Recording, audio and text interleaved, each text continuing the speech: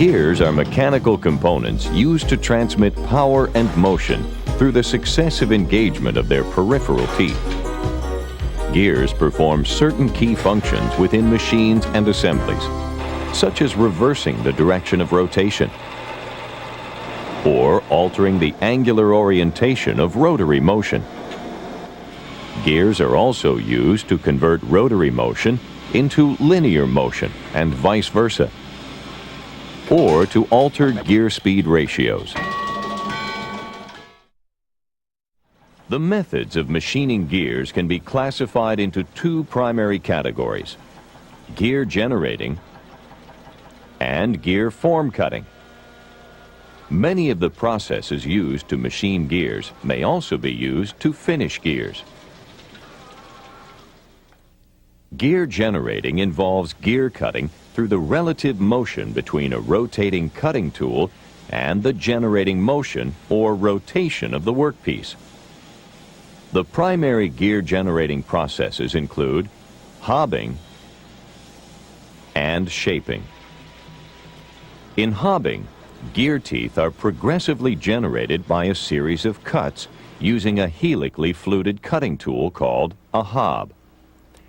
Both the hob and the gear blank rotate as the hob is fed axially across the face of the blank. Hobbing is the principal method for producing spur gears and helical gears, and is also used to produce many special gear forms. The main limitation of hobbing is that it can only be used to produce external gears. Hobbing can be performed on a single gear blank, but also allows for the stacking of workpieces to increase production rates. Shaping generates gear teeth by rotating the workpiece in contact with a reciprocating cutter.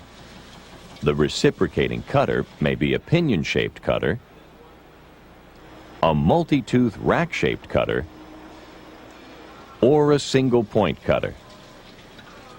The pinion-shaped cutter's axis is parallel to the gear blank and begins cutting by reciprocating while feeding gradually into the blank to a predetermined cutting depth.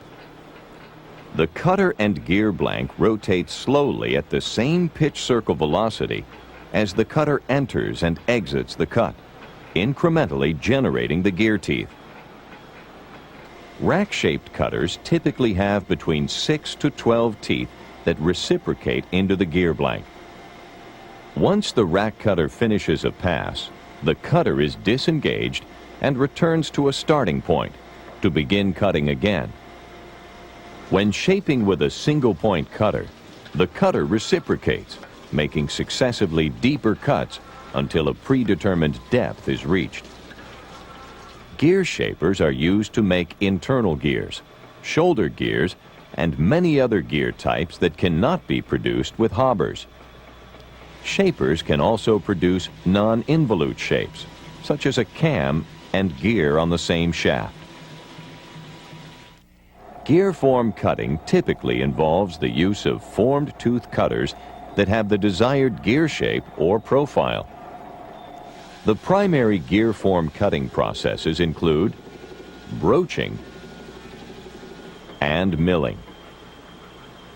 Broaching is the fastest method of machining gears and is performed on many different machine types using a multi-tooth cutting tool called a broach. The broach or the gear blank are pushed or pulled relative to each other to remove material. Each tooth on the broach is generally higher than the preceding tooth. As a result, the depth of cut increases with each tooth as the broaching operation progresses. The conventional method of broaching is used mainly to produce internal gears. For external gears, pot broaching is used. Pot broaching is performed on special machine tools having a hollow broaching tool assembly called the pot. Gear blanks are either pushed down, pushed up, or pulled up through the pot to generate the gear teeth. Milling is a machining process that uses the relative motion between a rotating, multi-edge cutter and the workpiece to generate gear shapes. Milled gears are typically produced using cutters that mill each gear tooth space individually. To produce large, coarse pitch internal or external spur, bevel, or helical gears, a process called gashing can be used on heavy-duty milling machines. Gashing involves plunging the rotating cutter into a blank for rapid metal removal. After machining, gears may require heat treatment to meet hardness requirements.